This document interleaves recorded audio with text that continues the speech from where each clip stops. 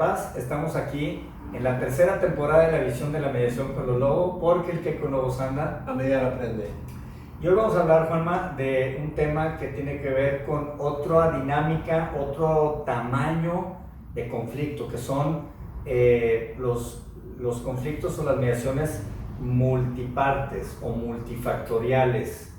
Y en este caso con un enfoque en conflictos socioambientales, que trae esta combinación de que a veces creemos que el conflicto solo es de lo social o solo es de lo ambiental, y hoy tenemos a alguien que nos hace como el paquete de este concepto, que es nuestro buen amigo Iván Ormachea, que le mandamos un saludo hasta Lima, Perú, al querido amigo Iván. Ya muchos años de conocernos, de coincidir en distintos escenarios, colega también en el Banco Mundial como mediador regional. Es una persona con amplia experiencia en este tipo de asuntos, en particular, por ejemplo, los asuntos que se dan con la minería en Perú y todo lo que esto conlleva en cuestiones socioambientales, porque impacta, por lo menos decir, en estos dos escenarios.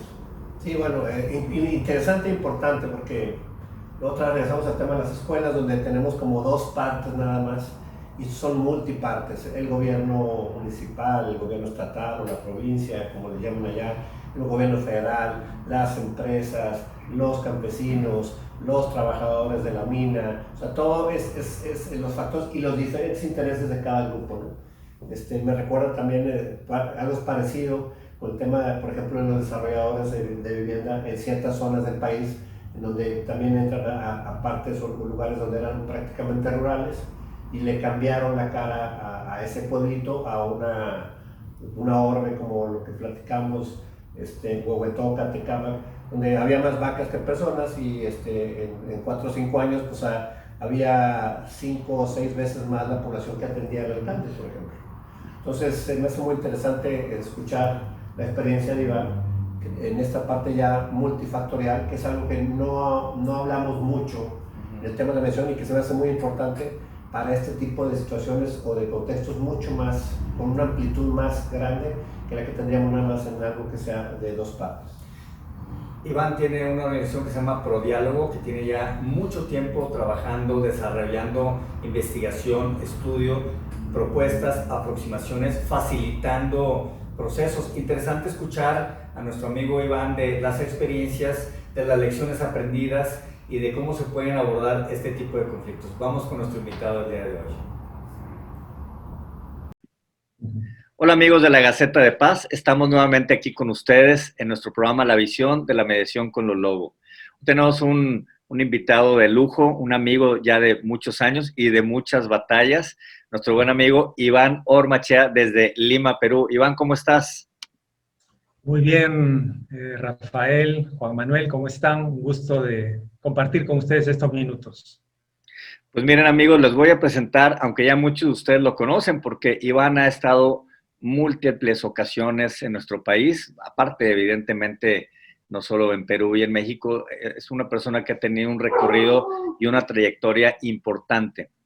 Iván, como pueden ver, pues él preside esta organización civil llamada ProDiálogo, que se dedica a la prevención y resolución de conflictos en muchas áreas. Tienen un foco importante de actividad en la parte de investigación, enseñanza, capacitación y este análisis de los conflictos de tipos sociales y socioambientales, en la manera de poderlos prevenir, de transformarlos, con esta visión también de género y a través precisamente del diálogo conducirlo. Iván es un consultor internacional reconocido que ha colaborado con múltiples instituciones internacionales. También una parte importante de su actividad la ha dedicado precisamente a la docencia, pues es profesor del Diplomado de Transformación de Conflictos de la Universidad Antonio Ruiz de Montoya y profesor también de la Pontificia Universidad Católica de Perú, donde él imparte distintos cursos en resolución de conflictos, en medios alternos de solución de conflictos. Cuenta con una maestría en estudios de género precisamente en esta universidad en Perú y también un máster en relaciones internacionales en la prestigiosa Universidad de Syracuse University en Nueva York, en temas precisamente de resolución de conflictos. También es conciliador y árbitro de la Superintendencia Nacional de Salud ha incursionado también, como podemos ver, en mediación en línea a través de ODR Perú y de esta liga que hemos hecho con distintos países, con ODR Latinoamérica, con Alberto Elizabeth, que tenemos un montón de amigos en común. Y bueno, también es alguien que le gusta arrastrar el lápiz. Tiene textos, tiene artículos de investigación, de reflexión de muchos temas relacionados a la solución de conflictos, a temas de género y masculinidades, o incluso algunos dicen nuevas masculinidades, y es mi colega también, le digo, es mi compadre en el Banco Mundial. Nuestros caminos se han cruzado, pues, en más de alguna ocasión nos hemos visto, y siempre tengo que decirle a mis amigos que el encuentro con Iván siempre es uno de esos encuentros que te deja un buen sabor de boca, siempre te deja una buena reflexión, una persona siempre dispuesta, que está aquí por los motivos correctos en estos temas también. Lo que le mueve es lo que nos mueve a muchos de nosotros, que queremos un tema de mejora, de igualdad, de justicia, pues de vivir mejor, de dejar este mundo un poco mejor también de cómo lo encontramos. Yo veo que, y ahorita estamos platicando antes de entrar al aire, que tu origen viene siendo la abogacía, como muchos de nosotros. Algunos luego dicen que el problema de la mediación es que habemos demasiados abogados en la mediación. Y escuchando también a nuestro amigo Alejandro Natol, le decía, no, todo lo contrario, decía, nunca debemos de negar. ¿Qué pasó por tu mente cuando en aquellos años tú dijiste, yo quiero ser abogado, voy a estudiar leyes? ¿Y qué pensabas en ese momento que tu vida iba a ser? ¿A dónde crees que te iba a llevar este río de la abogacía? Ya me estás llevando a finales de la década del 80, imagínate. A ver, bueno, yo tengo que reconocer que la gran influencia para que yo sea abogado fue mi madre, ¿no? Mis profesores de la escuela, después de muchos años, alguna vez me topé con ellos y me decían, tú debes ser ingeniero, arquitecto. Yo le dije, no, nada que ver, profesor, yo soy abogado, ¿no? Porque en la escuela yo era muy bueno para los números, ¿no? Entonces, ¿cómo llegué ahí? Bueno, creo que mi madre influyó. Yo dije, bueno, sí, sería interesante también el tema del derecho. Y fue en la universidad donde descubrí realmente el gusto por las humanidades, ¿no? Ahora, entrando ya a la facultad, me parecía que había un detalle ahí, un tema que como que no me interpelaba mucho en la carrera de la abogacía, y es que pues la mirada que tenían en torno a los conflictos muchas veces era una mirada bastante formalista, y había también cierta cultura un poco acartonada, un poco de demasiadas formas. Y entonces, bueno, me surgieron muchas dudas, pero tuve suerte porque justo fue mi último curso de facultad donde llevé un electivo relacionado a la solución de controversias internacionales, donde descubro todo este campo, ¿no? De lo que es la negociación, la mediación, el arbitraje, y dije, y además muy, muy práctico el curso.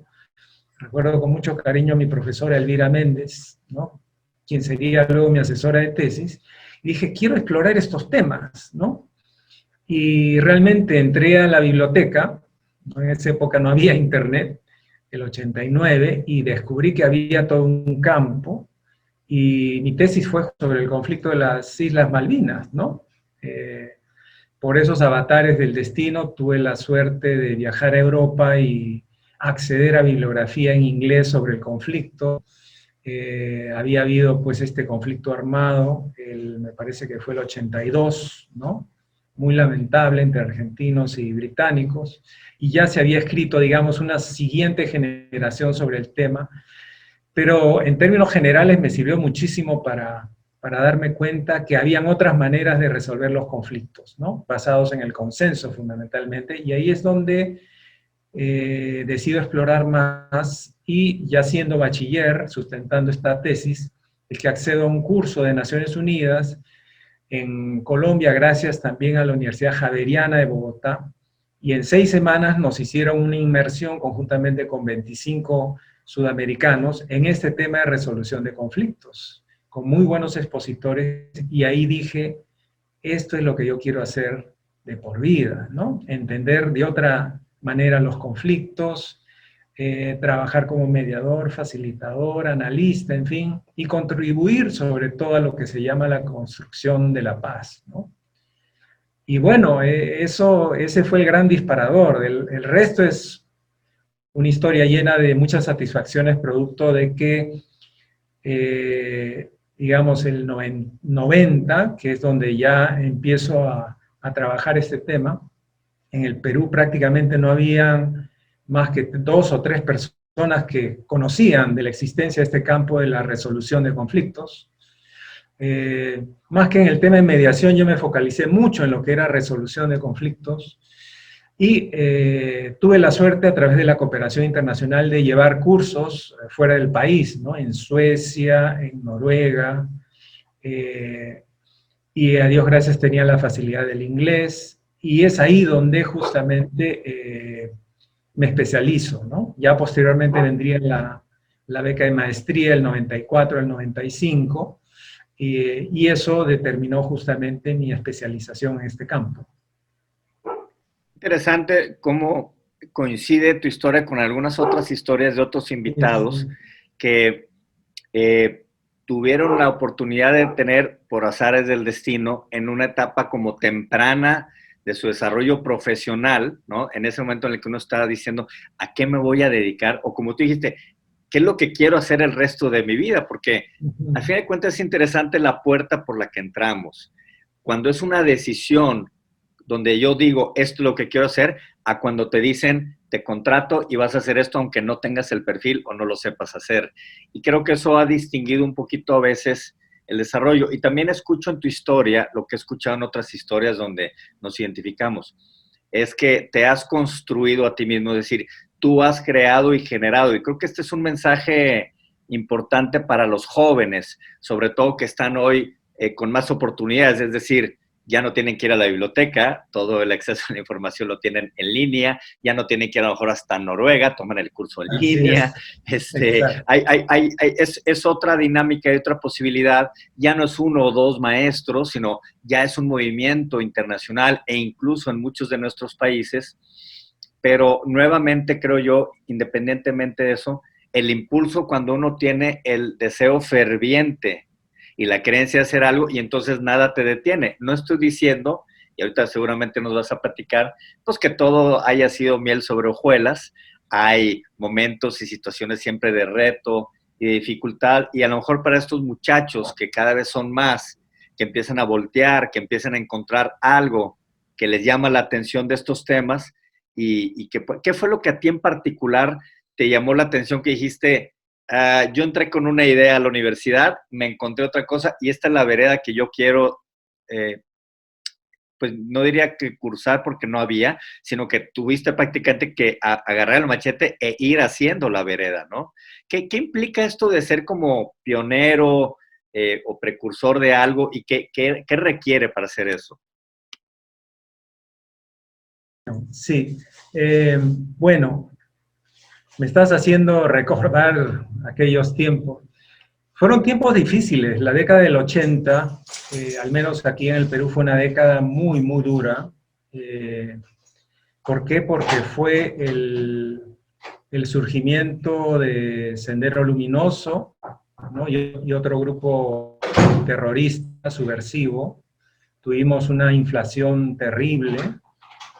El país realmente estaba en una supercrisis de todo tipo, económica, política, escándalos como los que escuchamos el día de hoy. Es increíble, después de 40 años, escuchar casi lo mismo de corrupción, en fin, y no había empleo, ¿no? Algo que cambió drásticamente después del año 2000, al menos aquí en esta parte del continente. Recuerdo mucho que una manera en la cual, bueno, y recuerdo también que cuando íbamos a egresar, muchos colegas de mi promoción de Derecho, estoy hablando del 89, estábamos casi aterrorizados porque muchos íbamos a caer en el desempleo, ¿no? La gran mayoría, y teníamos que ser muy creativos. Yo tuve la suerte de ser estudiante de intercambio por un programa que se llama AFS, American Field Service, el año 82-83, concluyendo mi secundaria y el high school allá en Estados Unidos. Y viví con una familia norteamericana, aprendí el inglés, y eso me permitió, acá usamos un término que es muy peruano, que es recursearte, ¿no? O sea, generarte un ingreso mínimo a través de la enseñanza del inglés. Y es que en esa época todos querían, bueno, me imagino que hasta ahora, pero ahora, en esa época más que nunca aprender el inglés, porque hay que decirlo, querían ir muchos de ellos también a Estados Unidos, ¿no? Migrar. Entonces, eso me permitió un nivel de ingresos aceptable para mi edad. Sin embargo, yo llegué a la conclusión que yo no había estudiado Derecho para ser profesor de inglés y que realmente mi pasión era justamente este campo de la resolución de conflictos, la negociación, la mediación. Y con un colega empezamos a trabajar en negociaciones colectivas, ¿no?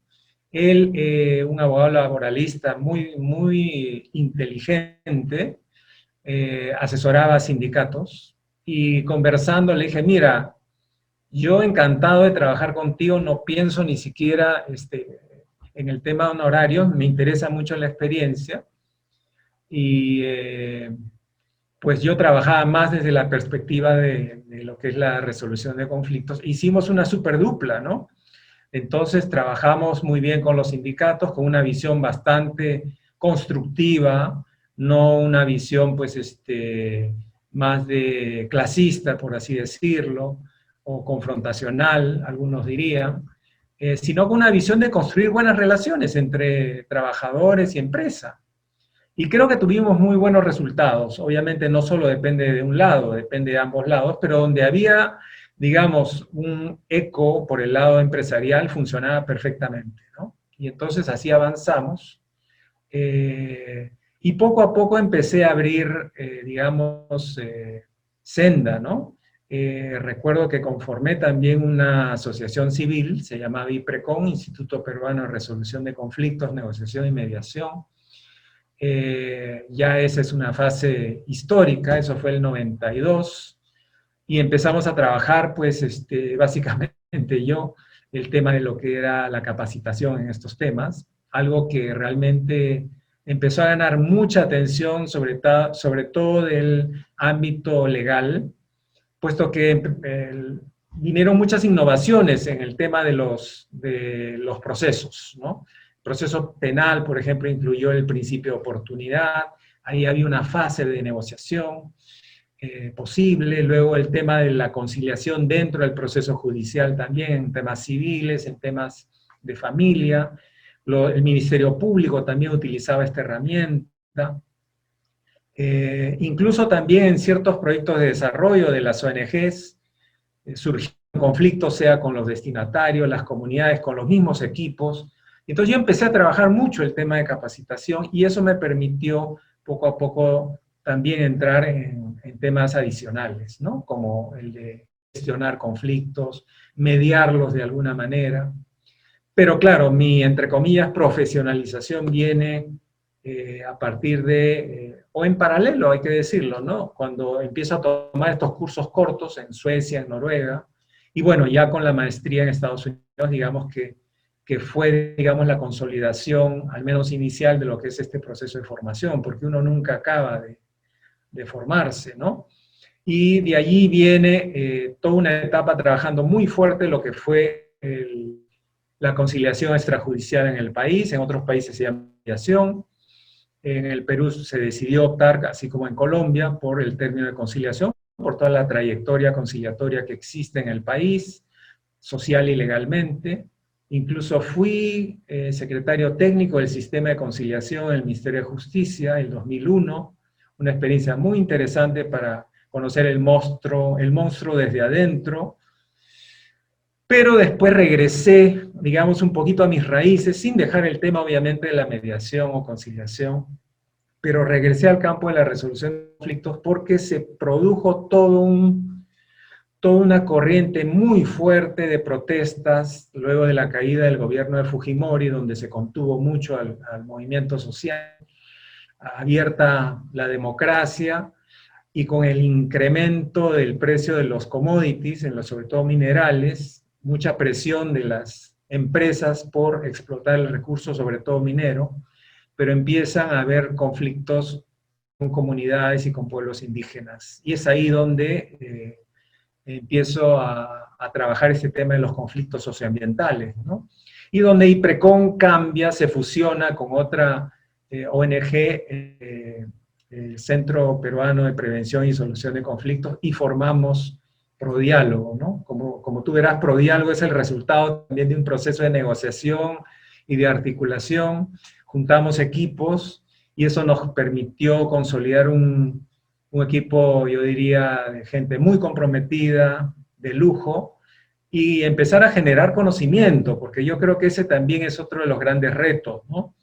Al inicio, nuestra formación miraba mucho el tema del conflicto y su gestión desde el conocimiento del primer mundo, ¿no? Porque es en el primer mundo que se ha trabajado mucho estos temas, para variar, pero nosotros tenemos un gran conocimiento a partir de nuestros pueblos originarios, por ejemplo, pero también de la práctica que hemos desarrollado en este campo. Entonces creo que en el Perú lo que sí hay que decir, y esto lo ha reconocido incluso el Programa de Naciones Unidas para el Desarrollo, PNUD, hay una muy buena práctica en lo que es gestión de conflictos socioambientales y sobre todo a partir del mecanismo del diálogo, ¿no? Que es una suerte de mediación multiactor en este tipo de casos, ¿eh? Conflictos sociales y especialmente los socioambientales han sido los más predominantes en nuestro país.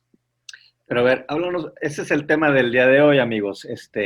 La historia de Iván, que es una historia riquísima y en la que muchos de nosotros nos podemos ver reflejados o identificados en un momento dado de nuestro desarrollo y caminar en esta actividad, es que pareciera ser que todo ha sido siempre como mediación o conciliación en los asuntos de la parte A y la parte B, por así llamarlo, y el tema de multipartes o multiactoral pareciera ser que no basta con ser mediador de dos partes. O sea, el brinco que requiere de tener a unas personas que están, no sé, resolviendo un asunto de arrendamiento, de incumplimiento de un contrato, que se están divorciando, qué sé yo, a este tema incluso multifactorial, porque no es un tema solamente como la rescisión de un contrato, el pago de una prestación, una cosa esta. Entonces, no sé, tú me corriges si estoy equivocado, pero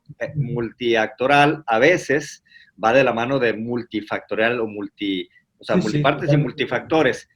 ¿Qué implica? O sea, los que nos están escuchando dicen, me encanta lo que está platicándonos Iván, me gustaría dedicarme a eso, pero yo soy mediador que me he formado en el sector, como es tú, desde dentro de la bestia o del animal, o sea, de los servicios públicos, o he decidido incurrir en la práctica privada de la mediación o la conciliación como mediador o conciliador privado.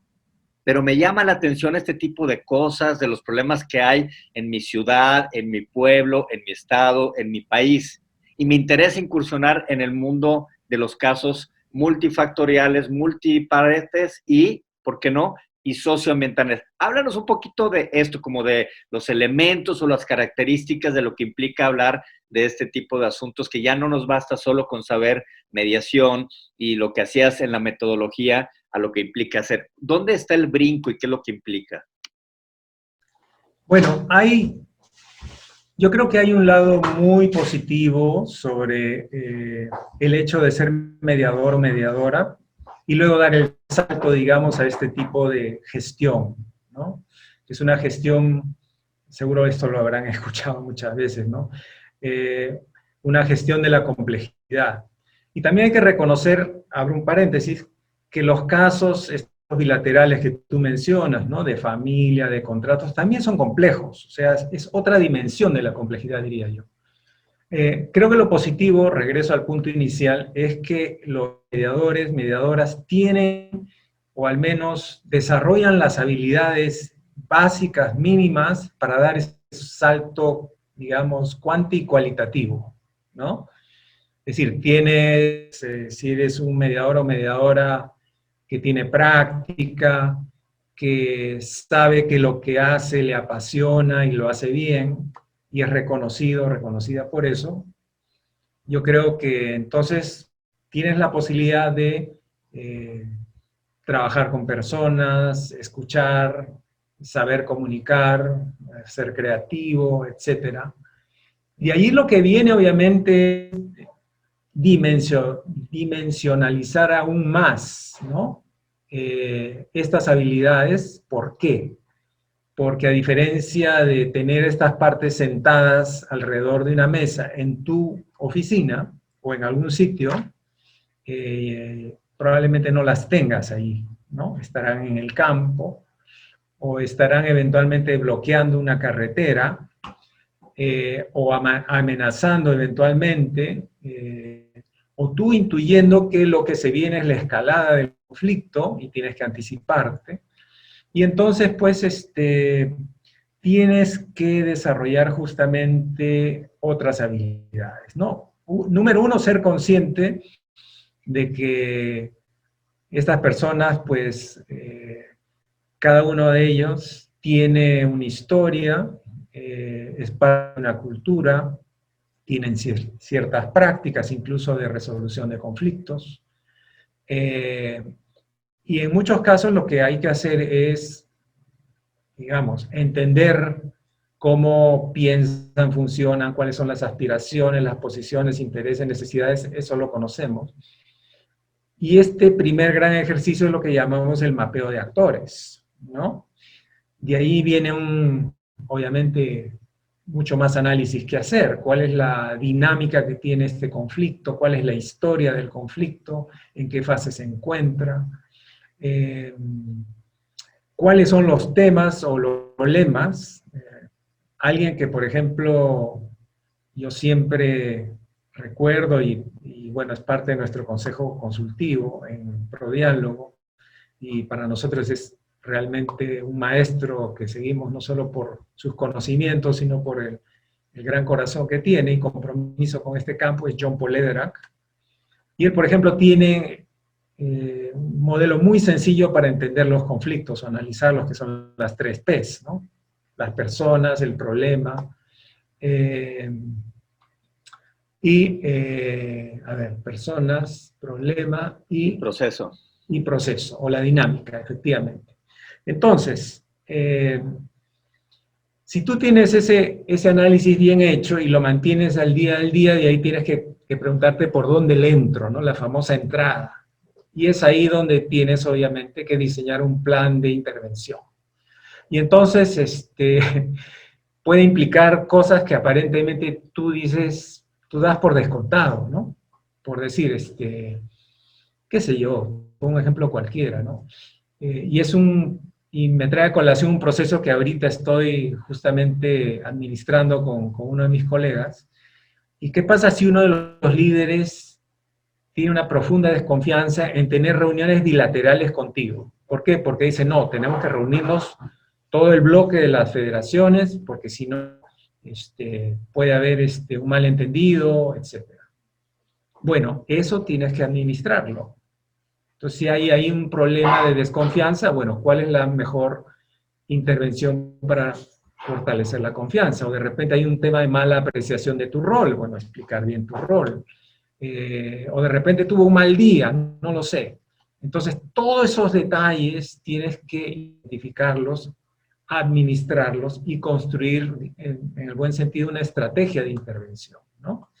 Y bueno, esto no es como dicen los norteamericanos, ciencia nuclear, pues probablemente también te equivoques, ¿no? Por más anticipación que tengas, porque personas no siempre actuamos como supuestamente deberíamos hacerlo. Entonces yo lo que siempre digo, este campo de trabajar con múltiples actores, con múltiples asuntos, en culturas diversas o con personas que pertenecen a culturas diversas, dentro de una estructura social, económica, política compleja, cambiante, pues es como armar un rompecabezas, pero donde las piezas hay que primero fabricarlas, hacerlas. no están dadas. Y ese es tu rol. Tú un poco artesanalmente vas a tener que trabajar a veces, tú directamente a veces con cada una de las partes para construir las piezas y de a poquito, ¿no? Armar el rompecabezas. Y a veces se te va a echar todo. De repente ahí debería hablar de este juego, ¿cómo se llama? Sing. Que armas, pones bloques de madera, no me acuerdo, no es una propaganda el jueguito, pero hay un bloque, hay un juego de bloques de madera, armar una torre y la idea es sacar uno por uno y que no se caiga, ¿no? Y gana quien finalmente, o mejor dicho, pierde quien sacó el último. Pero no, en los conflictos de esta dimensión se van a caer seguramente, se va a caer el proceso y tienes que volver a reconstruir, ¿no? Porque esa es parte del proceso. Entonces hay que tener perseverancia, hay que tener olfato, en fin, una serie de habilidades que creo que los mediadores y mediadoras ya tienen, ¿no? Creo yo que es interesante en otros invitados que han estado y que también trabajan cuestión multifactorial o en organizaciones muy complejas, asuntos a lo mejor también como añejos, o sea, que también tienen una historia. Algunos elementos que rescato en lo que nos estás compartiendo es el trabajo en equipo, es decir, ya no soy el mediador solitario que yo entro a la sala y resuelvo, sino que tengo que tener un equipo, pues, no sé, multidisciplinario, nos repartimos tareas, compartimos distintos talentos que cada uno aporta también al proceso y reconocer y saber. Y creo que esa también es una parte que no tiene que ver con el asunto que estamos tratando, pero que es parte de que ayude a generar ciertas condiciones. Y entonces estamos hablando también de otra metodología. Es decir, no es la cosa que yo aprendí en mi curso de mediación de no sé cuántas horas, sino que aplicar a lo mejor otras dinámicas. Por ejemplo, algunos hablan de el consensus building, ¿no? La construcción de consensos, que ya está muy estudiado, que está muy practicado y que lleva otro tipo de dinámicas. Y me parece interesante los tiempos. Es decir, no es como otra vez esta sesión de 45 minutos o 2 horas de una mediación en la que podemos resolver un asunto de ese momento. Vemos que tiene que haber una preparación, es decir, esta parte que tú dices de, vamos a llamarle del diagnóstico, ¿no? Es decir, ¿a dónde me estoy metiendo? ¿Cuáles son las condiciones? Realmente esta es una buena idea, ¿no? Porque a lo mejor incluso la cosa puede acabar peor con la intervención. Entonces, las cosas que tenemos que buscar y analizar para ver si esto es algo. Después, como es tú, durante, van a pasar cosas, se nos van a caer las tablitas, los tenemos que volver, y cosas que van a negar que nunca, por más diagnóstico que hagas, y entonces antes, durante, y no sé si también creo yo, es importante el después, es decir, sí, claro, el seguimiento, los acuerdos, que se alcanzaron, que se volvió a caer, que pasó algo, o sea, factores externos, y entonces pienso yo que estamos hablando definitivamente pues de otro animal, ¿no? O sea, de lo que conocemos originalmente algunos que nos formamos en mediación y el brinco de todas estas cosas que implica. Háblanos un poquito, Iván, como, vamos a decir, como del tipo de asuntos. Entiendo que tú ves mucho esta área socioambiental. Sé que has trabajado con tema de mineras, con pueblos originarios y como que te ha llevado hacia ciertas líneas, ¿no? Entiendo que los asuntos de multipartes pueden ser de muchos temas, pero veo que te has ido sobre cierta línea, sobre todo en esta parte de conflictos socioambientales. Háblanos un poquito como de qué, cuando hablamos de un conflicto socioambiental, de qué estamos hablando y algunos ejemplos que nos puedas dar. Ok, perfecto.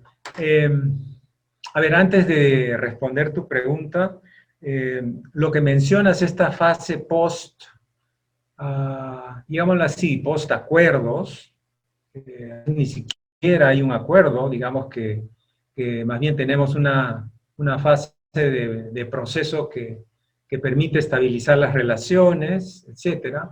Pero bueno, asumamos que hemos llegado a un buen puerto, hay acuerdos, lo que viene obviamente también es una fase de seguimiento, una fase posterior,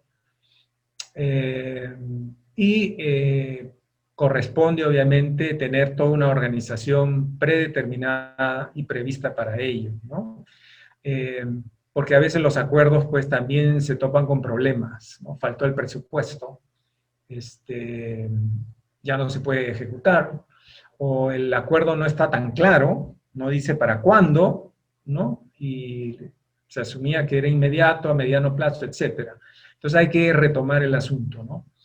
Pero también es importante ver si es que las causas estructurales del conflicto, por ejemplo, se van a administrar, se van a resolver, porque si no vamos a tener una recurrencia del mismo tipo de conflictos, o a veces el conflicto va a ser un conflicto prolongado, y ahí viene la diferencia entre el enfoque, ¿no? Nosotros trabajamos con el enfoque de transformación de conflictos, creemos que una intervención debe apuntar a que las personas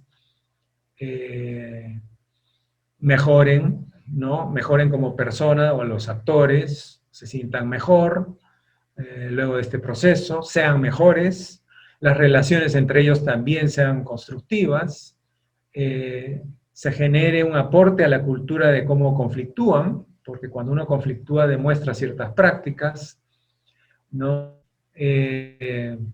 Por ejemplo, evitar recurrir a la violencia o a medidas de fuerza, como forma de llegar al diálogo, pero también asegurar que cuando alguien reclama es escuchado y se le da solución, porque ese también es uno de los primeros pedidos de las organizaciones sociales, los pueblos indígenas, no nos escuchan, y tenemos que tomar medidas de fuerza para que finalmente se sienten a dialogar, ¿no? Y entonces, esa es la diferencia, ¿no? De trabajar con un enfoque, que es este de transformación. Queremos realmente que haya un cambio en todos los niveles, no solo poner fin, digamos, al conflicto, ¿no? Echarle agua fría y se acabó, no. Ese no es el mejor resultado en muchos casos. Y bueno, ¿qué es esto de los conflictos socioambientales? A mí me llamó mucho la atención cuando empecé a escuchar ese término más o menos a fines de los 90, porque es interesante, ¿no? Toda esta variable socioambiental en gran medida es parte de la escuela latinoamericana de resolución de conflictos, ¿no? Como yo venía de una formación gringa, el 95-96, yo escuché los conflictos ambientales. Entonces, cuando llego al Perú, escuchaba algunas ONGs trabajar desde la perspectiva de los conflictos socioambientales. Entonces yo les pregunto, pero si todo conflicto es social, ¿por qué llamarle socioambiental?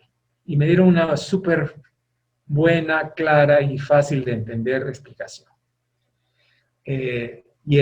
Lo que pasa es que cuando hay un conflicto relacionado a recursos naturales, ¿no? Tiene que ver con el medio ambiente, no solo se impacta, ¿no? En la geografía, en los recursos naturales, sino también se impacta en la sociedad local o regional, ¿no? Un ejemplo muy claro es lo que sucedió durante estos 10, 11, 12 años, en el cual tuvimos como le llaman, el superciclo de los commodities o de los minerales en el Perú. Y en el mundo en general, ¿no? Más o menos del 2003 al 2013, derivado de la gran demanda de minerales y otras materias primas de China, es que los precios se van a niveles inesperados, ¿no? Las empresas mineras empiezan a buscar espacios donde hacer primero exploración y luego explotación, ¿no? Abro un paréntesis, la exploración no es de que uno va a explorar en 6 meses, muchas veces toma 4, 5, 6 años, y luego hay una decisión, hay todo un proyecto de inversión, dependiendo de los capitales necesarios, que toma 1 o 2 años, y de ahí viene la construcción, digamos, de la planta minera, que puede tomar otro año, y recién ahí arranca, digamos, la explotación. Y en el Perú hubo un boom de exploración, ¿no? Recuerdo mucho que en Canadá, empresas canadienses, habían como 100 haciendo exploración, y bueno, también de otras nacionalidades, norteamericanas, australianas, europeas, etc. Y obviamente se asientan en la minería nuestra, está en la zona andina, por lo general, a alturas superiores a los 3.000, 4.000 metros, y donde hay población local, muchas de ellas son poblaciones quechua hablantes, es otro Perú, un Perú que yo tuve la suerte de conocer parcialmente porque tenía que acceder a la zona, tuve que aprender algo de quechua, ¿no? Que es el idioma de los incas, y conocer mi país, ¿no? Y darme cuenta qué mundos tan distintos vivimos los peruanos, ¿no? Para hablar tan solo de la región andinas del sur. Y bueno, la cosa es que todo esto genera tensión, ¿no? No solo porque, digamos, van a tener que usar el agua, las empresas mineras, desde incluso el momento de la exploración. O de repente, eventualmente, hay algún tipo de incidente, ¿no?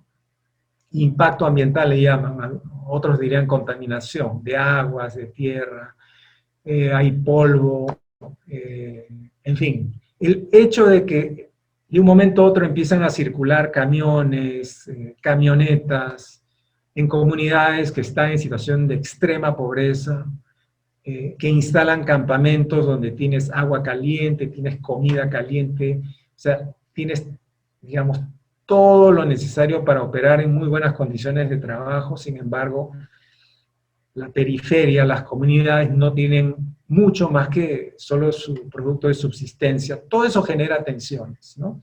Y no solo, repito, en el medio ambiente, sino también a nivel social.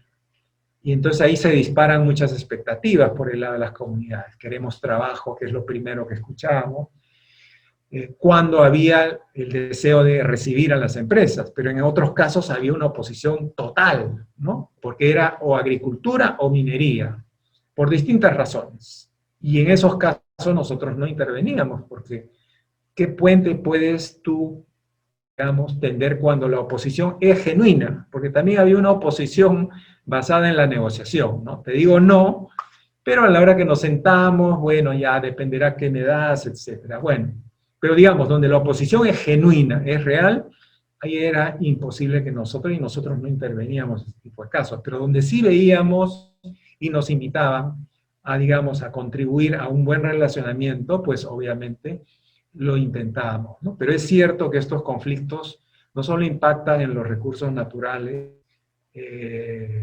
sino también impactan en las dinámicas sociales, ¿no? Pueblos campesinos que en algún momento de repente ya no van a ser campesinos de autosubsistencia, sino se van a convertir en pueblos de trabajadores, ¿no? Mineros, y que van a recibir un jornales que están muy por encima del promedio de lo que haría un jornalero en el campo, ¿no? Y eso va a implicar desatender, por ejemplo, el campo. Lo va a cultivar ¿quién? Jornaleros que vienen de fuera. Va a exigir la presencia de personas extrañas, estas personas extrañas con ciertas costumbres que son distintas. Los precios de las condiciones de vida locales van a subir. ¿Por qué? Porque ahora van a inyectar mucho más dinero derivado de la empresa minera, etcétera. Y eso va a generar, obviamente, tensiones locales, ¿no? Entonces, para citar tan solo algunos ejemplos. Por eso que me pareció muy claro, y creo que está es un reflejo digamos, del conocimiento latinoamericano, que no solo se hable de conflictos ambientales, sino también de conflictos socioambientales, ¿no? Y ya con esto cierro diciendo que lamentablemente, al menos aquí en el Perú, el término se ha politizado, ¿no? Muchos dicen, socioambiental seguro, porque ahí hay todo un discurso en contra de la explotación de recursos naturales. Y no es así, sencillamente que hay un impacto también a nivel social, muy claro. Creo yo que, digo, es muy rico lo que nos compartes y nos hace imaginar y ponernos en distintos escenarios, la complejidad, todos los factores, las cosas que están ocurriendo, cómo quienes trabajan este tipo de temas, como dices tú, desde qué visión, desde qué aporte, desde cuál es la complejidad y todo lo que alcanzamos a tratar de ver, y luego también las cosas que no podemos ver y que vamos aprendiendo. Yo quisiera que pudiéramos cerrar esta intervención del día de hoy, a lo mejor con dos casos.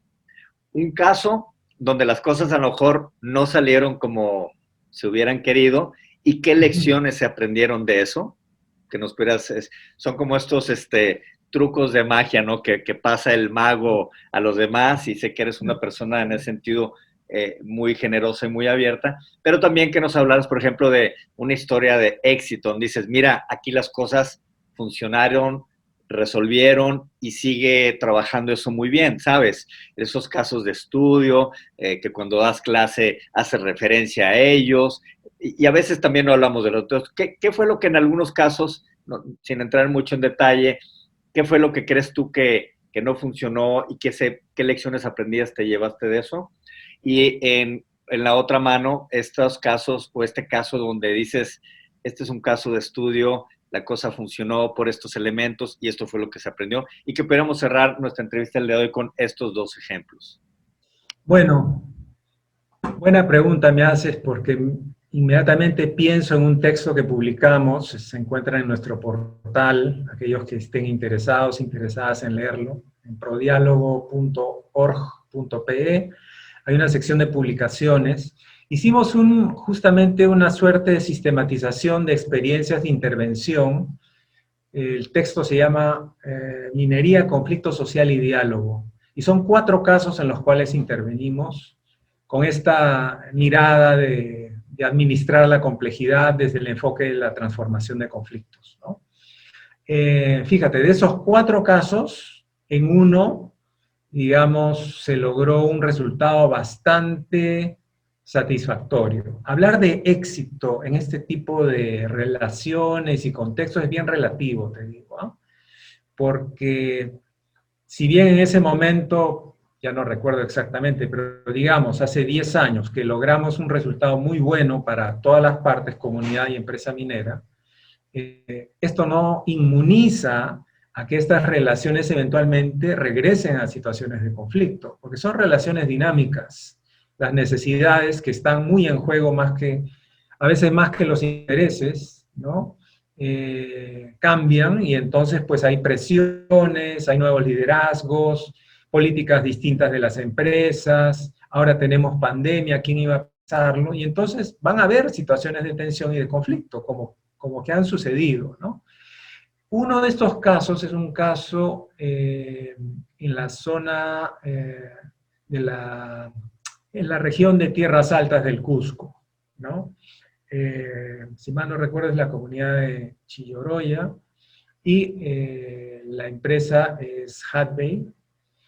El proyecto Constancia, que fue uno de los 4 o 5 proyectos de gran dimensión que tuvieron, digamos, luz verde de las comunidades para que pueda operar, ¿no? Y entrar en la fase de explotación.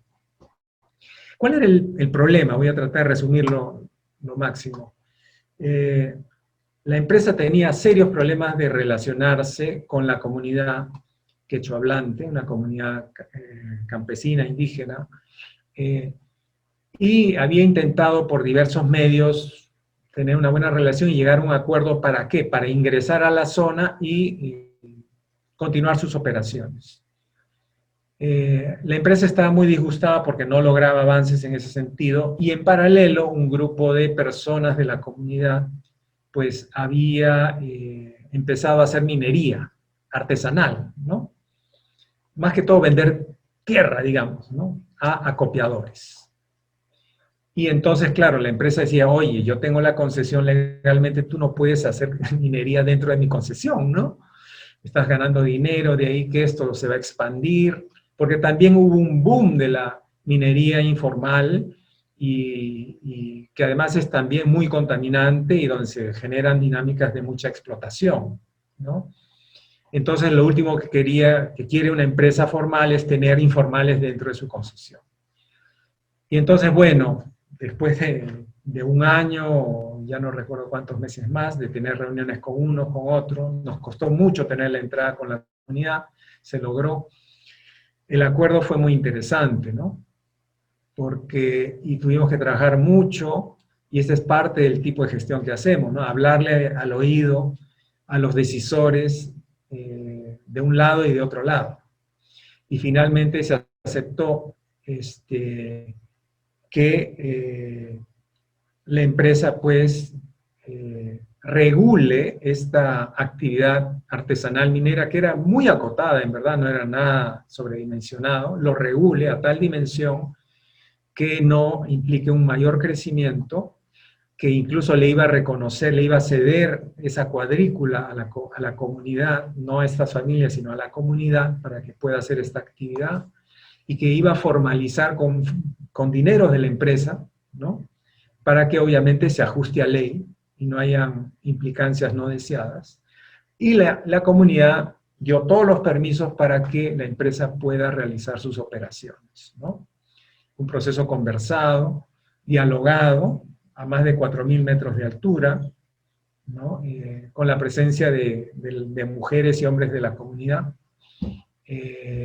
y conversaciones de 12, 14 horas, ¿no? No es tan solo una reunión más. En un local comunal bastante modesto, pero que era muy simbólico para las comunidades, ¿no? Que sea el lugar de las reuniones. Y del otro lado hemos tenido distintas intervenciones que no han logrado, digamos, los mejores resultados, pero que al menos han permitido ciertas lecciones, al menos de nuestro lado, ¿no? Y por ejemplo, algo que hemos encontrado es que, y esto es problemático, hay que decirlo, ¿no? Cuando al menos en el sector minero, ¿no? Cuando tiene una empresa, digamos, múltiples actores de interés, múltiples comunidades, existe la tentación sin negociar bilateralmente con cada una de ellas, y sobre todo con aquellas comunidades con las que tienes realmente que lidiar. ¿Por qué? Porque ahí va a ser, digamos, la operación minera, etc. O si vas a abrir un espacio de negociación conjunta, ¿no? Y abrir un proceso más dialogado. Nosotros siempre somos de la opción de trabajar más como una opción conjunta, ¿no? Pero lo que notamos ahí, por ejemplo, es que cada vez que cambiaban a la persona que veía el tema comunitario, cambiaban la política prácticamente de la empresa, ¿no? Y era muy difícil construir un proceso si tú no tienes a una contraparte, a una de las contrapartes al menos dispuesta a. Pero del lado de las comunidades también era muy difícil construir, digamos, una plataforma, digamos, unificada de todas las comunidades, ¿no? Porque se topaba con ciertos formalismos que lamentablemente no logramos desterrar, y era que la empresa para llegar a acuerdos con, digamos, con este conjunto de comunidades indígenas o campesinas, como decimos acá en el Perú, necesitaba que conformen una asociación civil, lo cual ya era, pues, entrar a mayores. Y entonces, al final el relacionamiento se dio bilateralmente, y lo que tenemos es un proyecto, un megaproyecto el día de hoy, que se llama Las Bambas, uno de los proyectos que produce cobre más grandes del Perú, y uno de los de nivel mundial que tenemos, pero donde las relaciones con dos comunidades, o con una de ellas, es una relación de muchísimo privilegio y de muchísimos beneficios, pero donde el resto de comunidades se sienten totalmente excluidas de esos beneficios, ¿no? Porque es otro trato, otro tipo de relación. Y es donde continuamente hay conflictos. Siempre hay conflictos, y lamentablemente ha llegado incluso a nivel de tensión, crisis y enfrentamientos y muerte, ¿no? Entonces, qué importante, digamos, como aprendizaje es tener muy claro el tipo de relacionamiento que uno quiere construir, y sobre todo generar un tipo de intervención, al menos desde nuestra perspectiva, que sea sostenible en el tiempo, ¿no? Pero bueno, los actores toman sus decisiones, y bueno, eso es lo que resulta de estas, ¿no? Pero bueno, si quieren saber un poquito más de nuestra experiencia, tienen ese texto. Incluso hay videos con subtítulos en inglés, aquellos que quieran verlos, en lugar de leerla, ahí los tienen en nuestra plataforma. Pues es muy interesante todo lo que nos invita a la reflexión, lo que nos has compartido, esta información que ustedes tienen, aparte documentada, de pues todas estas experiencias de todos estos años, que para algunos de quienes nos están ahorita viendo y escuchando les puede llamar la atención de sumergirse, y gracias por también abrirnos esta ventana a poder entrar y visualizar de qué se trata estos procesos de diálogo, estas metodologías, las complejidades, la preparación, ¿no? Claro, con una buena capacitación, como lo comentaste en una de nuestras pláticas, nunca terminamos de estar aprendiendo cosas nuevas y siempre nos llega algo que en ese momento parece que puede ser útil para una aplicación en un contexto determinado y que esto pues no termina.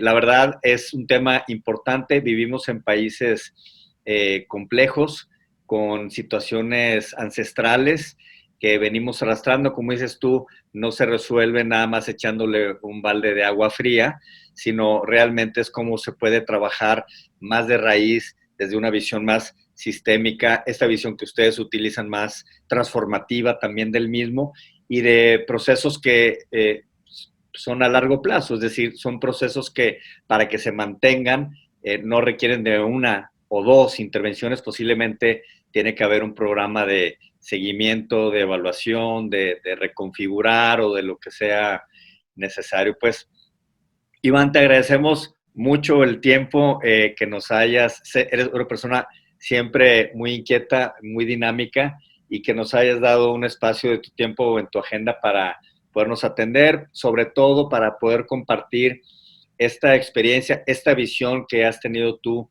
desde el Perú y de tu experiencia y conocimiento también fuera de tu país, de lo que has visto que ocurre en el mundo, en un área sumamente importante de un tema que cada vez crece más el interés, que es nuestro bienestar socioambiental y cómo existen posibilidades y hay historias de éxito como las que nos has compartido el día de hoy, de las lecciones aprendidas durante todos estos años. Pues, amigos, este es nuevamente un capítulo más de la Gaceta de Paz, de nuestro programa de la visión de la mediación con lo lobo. Nuestro gran amigo e invitado de lujo el día de hoy, Iván Ormachar, desde Lima, Perú. Y le recordamos, amigos, que el que con lobos anda, a mediar aprende.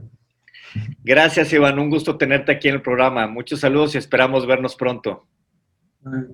Mi agradecimiento, Rafael, Juan Manuel, por el súper trabajo que hacen y que pase este tema del bicho y que podamos vernos y darnos un gran abrazo.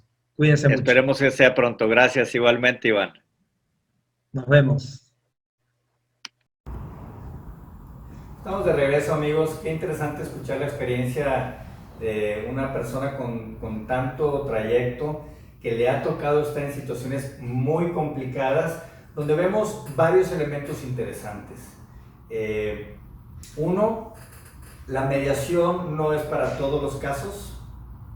Sí ayuda el conocimiento de técnicas, habilidades, algunas metodologías, pero podemos ver cómo se empieza a dibujar los requerimientos que merece un asunto así, que es complejo, que es multipartes, que afecta a distintos ambientes, lo social, lo político, lo ambiental, en el caso de lo que nos platica Iván, y el trabajo previo que se tiene que hacerlo de manera interdisciplinaria, hacerlo con un equipo de trabajo, valorar o evaluar las condiciones, un poco lo que nos decía también Fadil en su programa, o sea, llegar, observar, etcétera, y luego hacer la planeación, o sea, cuáles van a ser las estrategias de aproximación, de cómo, cuándo, en dónde, con quién reunirse, y luego también el seguimiento, o sea, no es nada más ya hoy la firma de la resolución de tal situación socioambiental y luego nos vamos, sino todo un plan de seguimiento, porque luego vemos cuántas cosas se han arreglado, se sueltan y se vuelven a desbaratar al día siguiente. Sí, muy importante, como tú bien dices, la parte interdisciplinaria desde la observación del conflicto, escuchar psicólogos o sociólogos. Yo me acuerdo un poco del trabajo que se hizo aquí en barrios muy bravos, hace ya algunos años, con un gobernador, para poder disminuir la violencia en esos lugares. Y esa visión cómo ayudó para desarrollar programas específicos. En el caso de la mediación, tenemos esta parte de esta herramienta que se me hace muy importante, la construcción de consensos. Y se me hace interesante porque tenemos como estos tres grandes niveles de decisión. El ejercicio de la autoridad, que evidentemente es uno el que toma la decisión por todos. La democracia, la mayoría sobre la minoría. y siempre esa minoría está esperando su momento, ¿verdad?, para subir, y que el día que sube, pues el desbalance, y también pues, me la pagan estas deudas que hay de repente en el tema de la democracia, que es más interesante, y la construcción de consensos. Yo le comentaba hace unos días a una persona que me decía, bueno, ¿cuál sería la mejor forma de tomar decisión? Decía, la construcción de consensos. Todos nos ponemos de acuerdo, acabamos con un consenso, es prácticamente la unanimidad. Y le decía, te voy a poner un ejemplo muy sencillo. En cualquier país, el partido que pierde, pues está esperando y está observando y está criticando, no se suma fácilmente a las iniciativas, este tipo de cosas que yo creo que las vemos en todos los países. Pero por otro lado, me decía, ¿pero cuándo has visto que los obispos y los cardenales de África no estamos de acuerdo con la autoridad del Papa? No, porque esa decisión es unánime, es una construcción de consenso.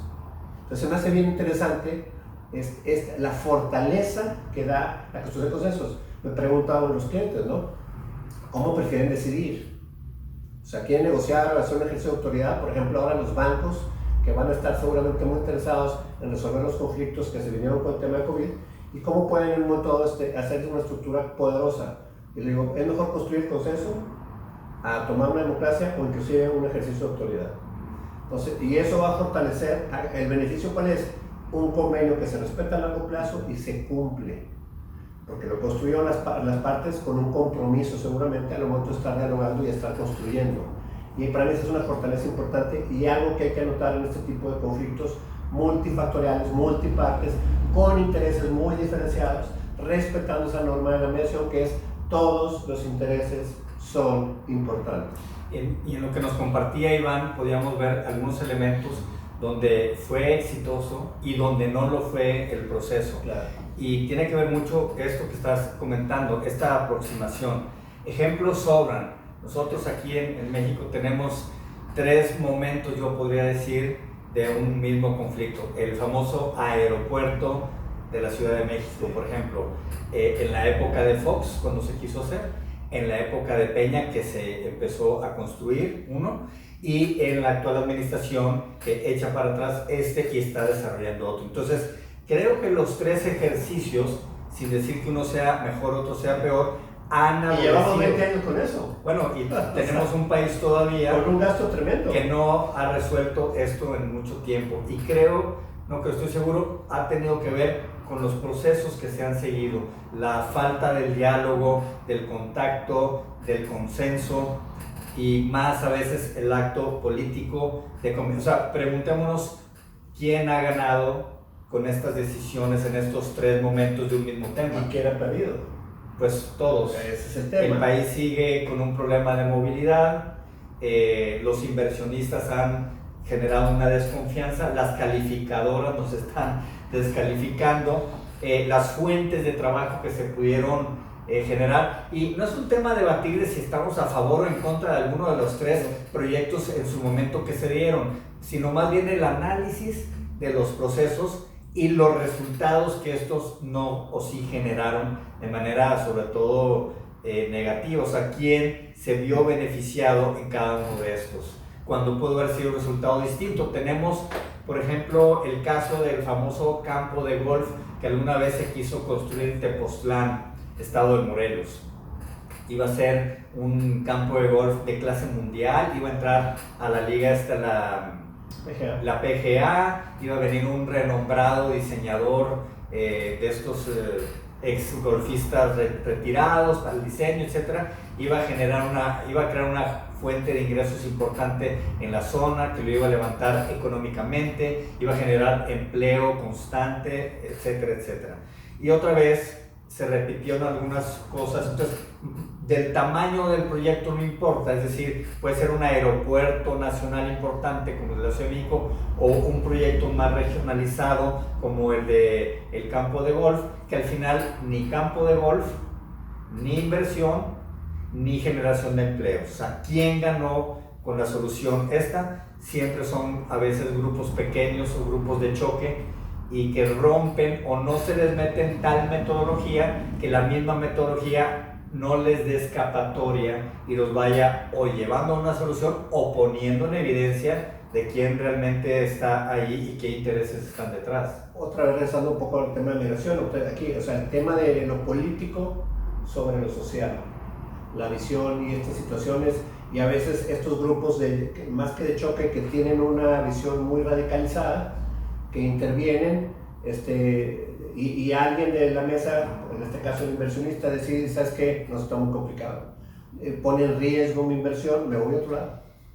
Se paran y se van. Se acabó la negociación, se acabó todo. No hay la inversión, no hay la derrama, y no hay la escucha, que a mí se me hace muy importante en cualquiera de los casos. Y en estos casos, otra vez, de formas, de multifactor, pero también multipartes, se me hace muy importante, pues una escucha muy activa, un trabajo muy fuerte por parte de los facilitadores, los mediadores, ya no nada más en la mediación tradicional, sino una mediación con una visión más amplia. Como la mediación entre pares nos lleva a los pares nada más, la mediación privada y en sede judicial, en sede pública, hay un desconocido con dos partes, a este tema de la construcción de consensos a través de un proceso de mediación, pero usando herramientas o echando mano de herramientas que nos ayuden a facilitar ese diálogo y la construcción de un acuerdo de multipartes por multiintereses. Y me llamó la atención de lo que dijo Iván también, que en algunos casos, imagínense amigos, ayudarle a una comunidad a cambiar su vocación, que a lo mejor durante cientos de años, vamos a suponer, se han dedicado a una actividad económica, digamos, la agricultura, ¿no? Sí. Y ahora a lo mejor van más a un mercado más hacia el turismo, sí, por el desarrollo o de empleo o trabajo a través de una actividad de explotación de algún recurso natural. Es una minería. Y me recuerda un caso en México muy sonado, que es el de la vaquita marina, que es una especie endémica en peligro de extinción. Se dice que cada vez son menos estos cetáceos que están en el mar de Cortés, y ha habido un trabajo de más de 20 años en la zona, pero que a veces no ha tenido el apoyo o la constancia, entonces ha subido y bajado. Es decir, para quienes estén relacionados con el tema, les decimos de esta, es como un delfín pequeño, sí. Y con el tema de la pesca comercial hay un problema de una veda impuesta principalmente por compradores norteamericanos, que en sus políticas dicen nosotros no compramos o no participamos si se da la pesca de esta manera. Entonces, ¿cómo han ido trabajando con comunidades que solo conocen y se han dedicado tradicionalmente a una actividad como la de la pesca y empezar a buscar otras posibilidades? Entonces, creo que hubo momentos en los que las cosas caminaron muy bien, y estamos hablando de la época más o menos de Calderón. Si no, ha habido varios intentos. Sí. Pero estaba la cosa ahí de armas tomar. Literalmente, sí, habían tomado la cabaña del guardacostas con antorchas, amenazando incendiarla con su familia adentro. O sea, la cosa estaba muy candente hace algunos años. No quise que ese ya es un tema que está resuelto, pero otra vez creo que es una buena lección de, a pesar de poder tener buenas prácticas o buenas aproximaciones, los conflictos o las soluciones o la implementación de estas requiere todavía de un trabajo de implementación importante para que estos esfuerzos no se caigan. Y el caso de la historia de la vaquita marina en el mar de Cortés, creo que es una buena lección de cosas que se han hecho bien, pero que a veces no han sido suficientes porque ha faltado a lo mejor esta continuación. Pues la fuerza, en este caso la autoridad del tema político, otra vez, el cambio de intereses o el abandono de ciertos programas o ciertas políticas o reglas o leyes que después se acaban como quedando como letra muerta. Pero a mí lo importante, por ejemplo, la mención y la construcción de consensos en esto, cuando la sociedad participa, sostiene el acuerdo. Me recuerda también, por ejemplo, la visión que hemos tenido con el tema de las redes, por ejemplo.